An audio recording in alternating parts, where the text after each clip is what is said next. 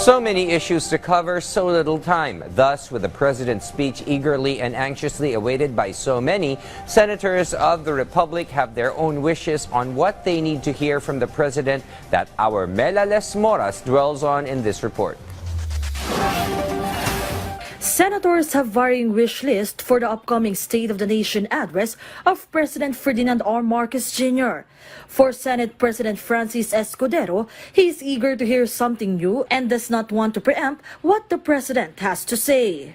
Natuto na rin ako na ang tabayaran na lamang pakinggan at kung sakasakali, magkomentaryo pagkatapos ng kanyang sona kaugnay ng aking impresyon o sa tingin ko impresyon ng ating mga kababayan sa kanyang mga sinabi, sa kanyang mga tinalakay at hindi nabanggit at hindi tinalakay. Meanwhile, for Senator Amy Marcos, wala, simple lang ang akin.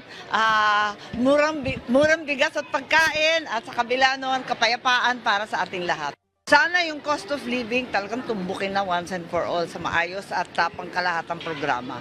Tapos yung tungkol sa kapayapaan kasi ang daming kinakabahan sa mga naririnig, sa mga balibalita. Senator Bong Revilla said he would wait for what the president has to say on food security. He's also looking forward to the president dwelling on the issue of national security. Meanwhile, both Senator Sherwin Gatchalian and Coco Pimentel would like to hear the hottest issue on Pogo.